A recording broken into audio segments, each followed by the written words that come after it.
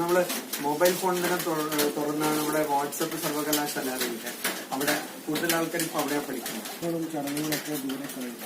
മുന്നോട്ട് ജീവിക്കുന്ന ഈശ്വരനെ, മനുഷ്യനായ ഈശ്വരനെ നരരൂപധാരിയായ നാരായണനെ ആരാധിക്കുക. ഈ ആരാധന രീതികളൊക്കെ പാലിക്കും, പക്ഷെ തൊട്ടടുത്തുള്ള മനുഷ്യനെ മറന്നു.